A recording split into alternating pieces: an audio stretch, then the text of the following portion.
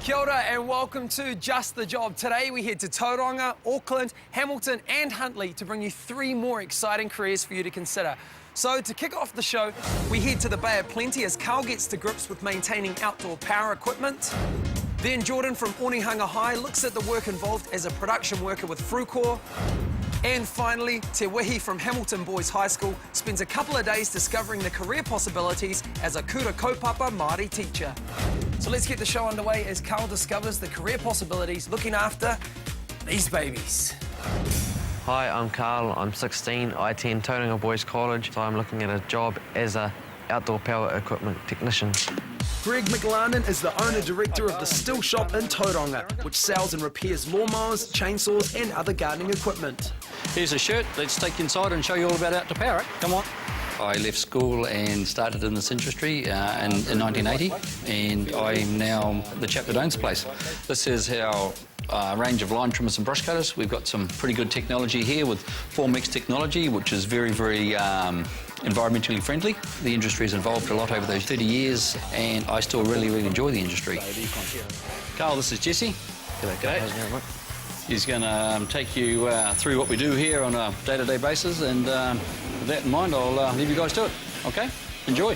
Right, Carl, today, mate, we've got a chainsaw here for servicing. All right. First thing we can do is wash it, okay? You take that and I'll take these. So, Jesse, how did you get into being an outdoor power equipment technician? I actually first off started pulling apart lawnmower motors at school. After I left school, I went into Polytech for 1 year. Right. I saw the job here, I applied for it.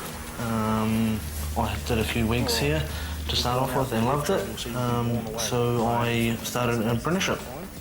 Jesse's been a very good apprentice. He's been very, very keen to get in there, and nothing gets in his way. He's got an amazing attitude, and he's a very, very keen worker, and he's been very, very consistent as far as working with the hands-on stuff, as well as also with his paperwork. So what's the apprenticeship you gain? It's a national certificate in outdoor power equipment servicing. Yeah. Oh, that's right. I have done most of it on site here. I did a week block course in Hamilton for certain assignments. Yep. What we look for in a young person is somebody with a bit of get up and go, somebody with a bit of self-respect, somebody who's keen to learn. With all the formal training that we give here and that supported with Maito, with their full apprenticeship, we can give anybody everything that they need from there on in. Maito, the New Zealand Motor Industry Training Organisation, oversees qualifications for outdoor power equipment technicians. In my situation, we wear 2 hats. One is the employer, and the other one is the Maito assessor. So I can turn around and I can assess the tasks in which Jesse's done, and then sign him off as being competent in that task. Maito has a national network of industry training advisors dedicated to providing personalised support to their apprentices. How was the off-job training course last week? It was excellent, actually, really educational. And they also check that assessment standards are maintained across the industry. These are the current assignments that he's got to do to complete, so he's more or less completed now. Back in the workshop, Carl is assigned his next task. All right, Carl, what we've got here is our next job. It's a lawnmower. It's got water in the fuel. So what I want you to do is drain the fuel tank and the carburetor. All right, if you're having troubles, just let me know. Right. Do doing all the work on the chainsaws and all the motors and that give you satisfaction on completion? It does, because most things come in dirty or not going. They leave here very clean and going. So, yeah, it makes me proud, makes the customer happy. Crunch time. Has Carl put everything back together correctly?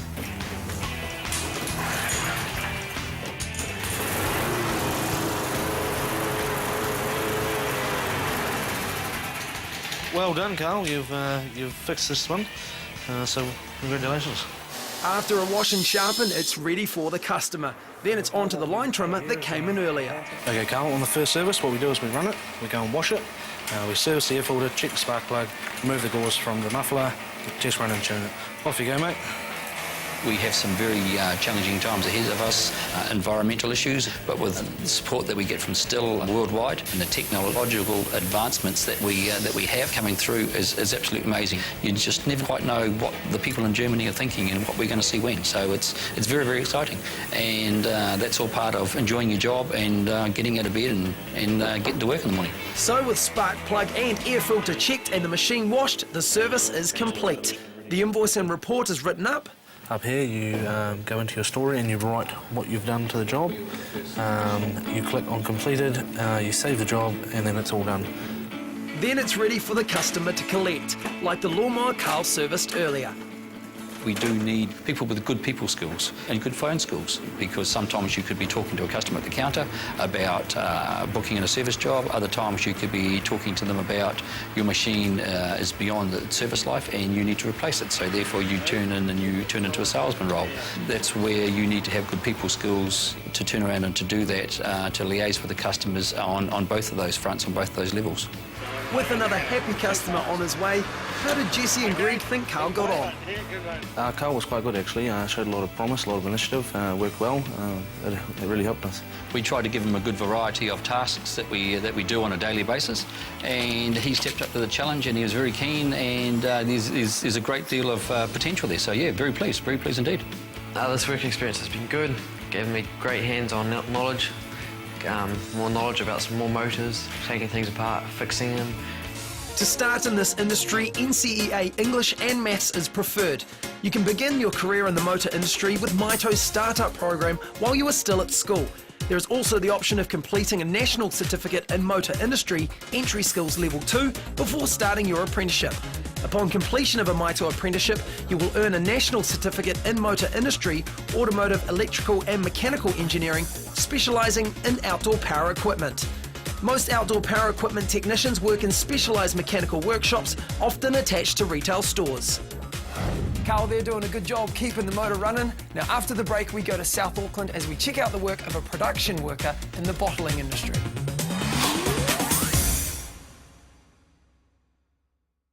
Welcome back to Just the Job. Jordan's up next as she discovers the career possibilities as a bottling industry production worker. Hi, I'm Jordan Morgan. I'm 17 years old. I really like learning new things, so I'm going to go see what it's like to be a production worker. Jordan will learn everything about the role that production line team leader Mark Connolly knows only too well. He started his career as a production worker nearly 10 years earlier and has progressed into his leadership role with the aid of continuous on-job training and experience. Hi. How you going? I'm good. So you want to be a production worker? Yep. Okay, we've got some great things lined up for you today. Let's go and have a look, eh? Cool. Production workers in the food and beverage industry prepare ingredients, operate machinery and bottle and package products. But before we charge onto the production floor, Jordan is suited up with important safety gear and hygiene equipment. Because she is making food products, hygiene is critical. Okay, let's go. Let's get into it. Today, Jordan will be producing the energy drink, and the production floor is a remarkable new world for her. But she already has skills of her own to drop into the mix. So we're going to start weighing up the dry goods. So have you ever baked a cake before? Yep. So you've done some weighing up at home and all that kind of stuff? A little bit. Awesome, so you won't have a problem with this. So first up, dry acetic acid. So we need 5.9 kg. Okay. Weighing out of dry ingredients is an important part of the process. If an ingredient is weighed incorrectly or a wrong ingredient used, a whole batch of product could be lost. Accuracy is really important for a consistent consumable product. So, the process has begun, but there's a lot more to this drink than Jordan realises. So you haven't just got these to put in, you've got all this lot. I mean, all of this All of that. has to go in there. Okay. So we'll put our water in. So you can turn that. This is very heavy, but I'm doing it. It's quite fun, but a bit nerve-wracking at the same time. It's really cool. Okay, Jordan, I think it's a bit too much for you to do, all these pellets, so I might get one of the batch makers to give you a hand, eh? I agree.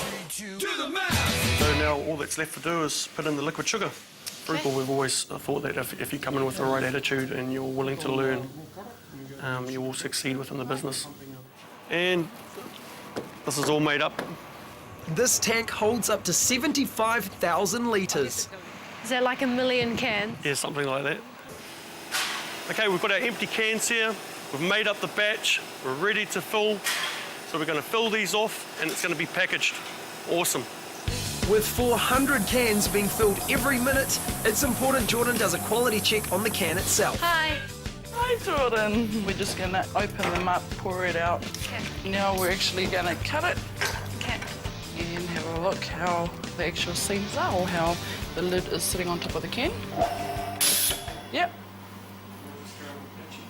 Oh, that is beautiful. You wanna line it up, yep, in the middle. Okay, if you have a tattoo with it a feel, you'll see the picture show up on your screen. A microscope shows clearly how the lid is attached and automatically detects any problems. The lids are perfect, but for Jordan and Mark, it's what's on the inside that counts. Okay, Jordan, we've got our standard here and we've also got our sample of the line, the one that you batched. So we're going to do a juice tasting on that and see what it tastes like. Even with all the automatic machines, tasting is done by people, because people will be drinking the finished product. So what are we tasting for? First of all, we're going to have a look at the appearance and seeing if the standard and the sample look the same in colour. Okay. Secondly, we'll smell the odour. And then thirdly, we're going to taste it. We're going to taste it for that carbonation. Give it a bit of a swirl around your mouth, just get those flavours, all those notes. This one tastes slightly different. Okay, what kind of notes is it sort of like giving, is that? I think it might be sweeter. A little bit sweeter? Just a little bit. I think the standard had more carbonate in it. Yep. Okay, so I'll make a note of that. So, is it acceptable for packing? Yes. Yes. That's a big call from Jordan, but what does the expert reckon? Tell you what, Jordan, you're bang on, because I've got to totally agree with you. So well done on that. Tasting is part of the overall training for people within the food and beverage manufacturing industry. Most companies like Frucor give training on the job to advance their employees' skills and have people like Philip Penhale who help support staff throughout their training. What we're looking for people at Frucor is people that have got an attitude where they want to grow, they want to develop, they want willing to change and wanting to change things. I personally like to see the workers on the floor develop and taking ownership of their work areas, and then we've seen that through all the training that we put through. So they're coming up with improvement ideas, they're getting involved in team meetings, they're making decisions on the floor. With the quality of the batch assured, it's packaging time. Start, finish, ready to go. So Jordan, after all that, that's our finished product, shall we say? Well done, Jordan. Jordan will leave this world behind for now and let the robots take over. So, how did Jordan do? Yeah, it'd be nice to have Jordan on board. I think she's come on with the right attitude. She's willing to give anything a go. I think she'll do really well. I think it was more than what I thought it would be. The huge machinery around, even the whole scientific thing. I definitely want to do this job. While there are no required qualifications to enter a career as a production worker, good communication skills and an understanding of maths are needed. But it's your motivation to develop your skills that's really essential. You'll need to be excited about ongoing learning, as training is given on the job and is linked to NZQA qualifications to cover the skills and knowledge needed by people in the manufacturing environment. The National Certificate in Competitive Manufacturing Level 2 starts entry-level production workers on a training pathway for careers in this industry.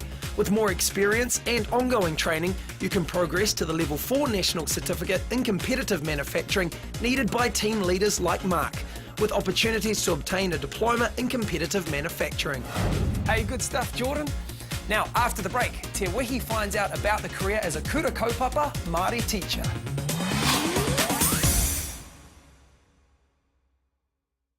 Welcome back, you're watching Just the Job.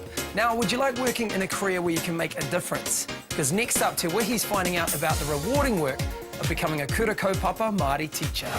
Kia ora, my name's Te Wihi. I'm 17 years old. I go to Hamilton Boys High School, and when I get older, I'm really interested in being a teacher, so here I am. I'm going to learn a bit more about it. I'm going back to school.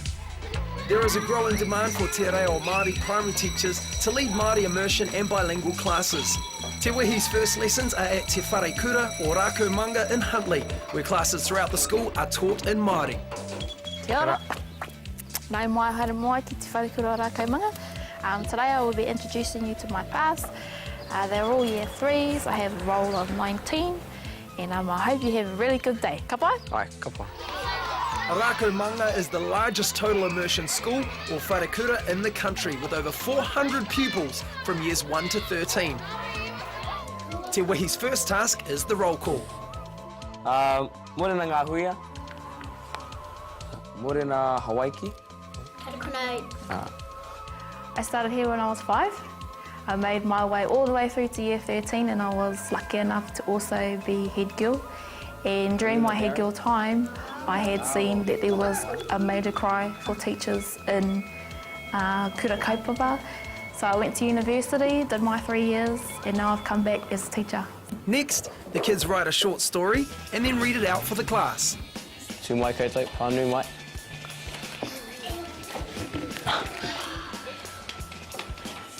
Me wahangui tātou ne, whakarongo ana.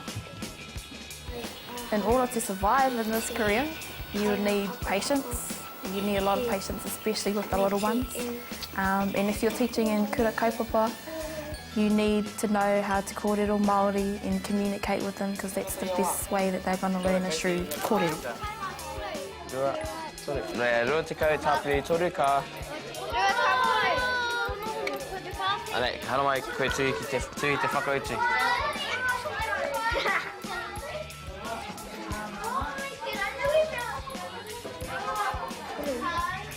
Tika tāna? Ai, ka pai. Ki konei, ko te rima noiho. Rā pēra. Ai, ka tui te rua te kau marima ki reira. Te Wihi helps the girls with their item for the upcoming school performance. Toru wha.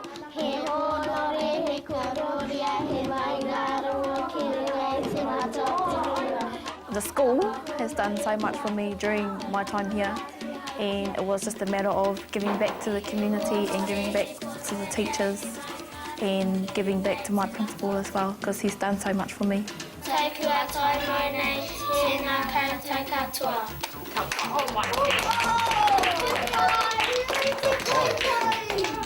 It's been a really good start coming into this Kura Kaupapa Māori, getting to know a few of the students. From here, I'm going to Norton Primary. I hear they got a good immersion class, but they're also bilingual, so it'll be different, but hopefully it'll be good as well. There are 104 students in Norton Primary's Rumaki classes, where over 81% of instruction is given in Māori. There are also 40 students in the bilingual classes. Tēnā koe. Tēnā koe. Hurai tōku ingoa. Hurai White is the deputy principal. He handles admin as well as specialised teaching programs. We asked him how he got into teaching.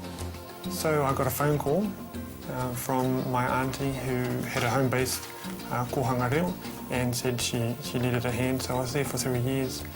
Absolutely loved working with the kids and working with te reo Māori in the effort to revitalise the language. So Hurai started a degree in teaching. So I did that, I loved it. At the end of my 3rd year at university, I got a phone call saying, Hurai, we need you here, and we won't take anybody else, and we won't take no. So I've been here ever since. Hurai leads the Oral Language Sample Program, which is a test of the children's te reo Māori skills and shows how their language is developing. The child is given a short storyboard and has 1 minute to think up a story from the pictures. I tētai rangi pake I hare a klawe ki te toa ki te hokohu mo te kura o te tau. Ka pai. The second part of the test involves a more complex series of pictures. Te Wihi gets to run the test with a second student. The resulting story is taped and will be transcribed and analysed. This is done by a panel of teachers and enables teaching to be focused for each student's needs.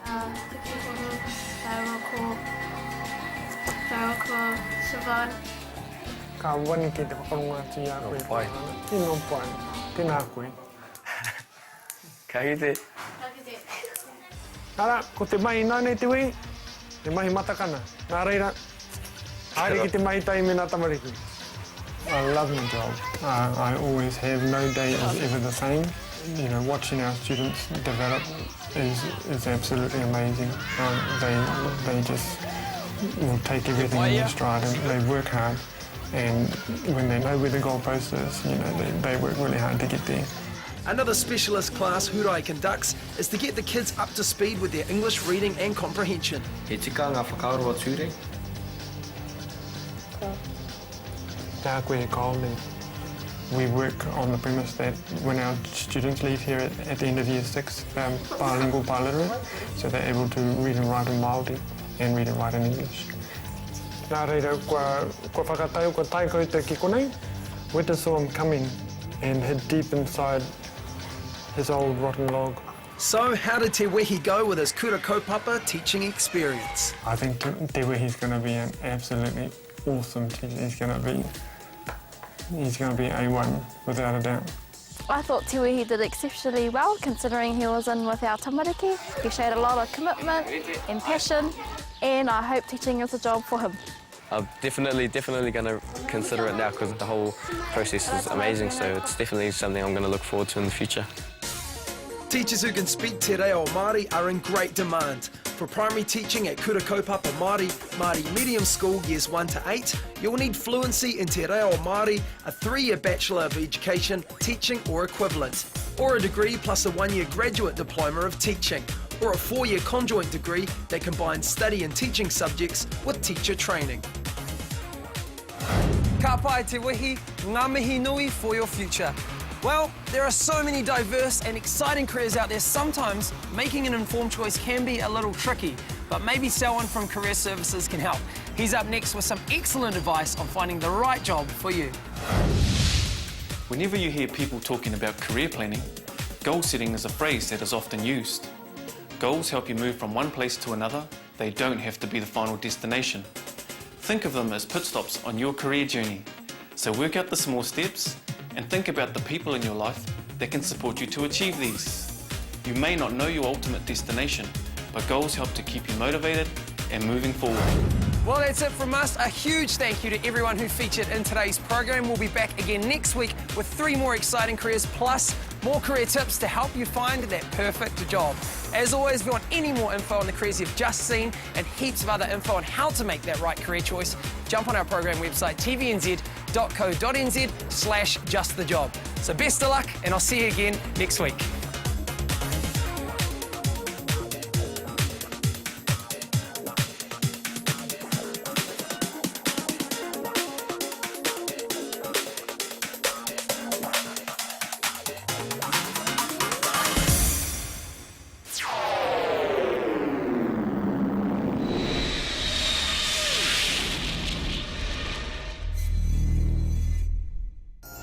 Supporting local content so you can see more of New Zealand on air.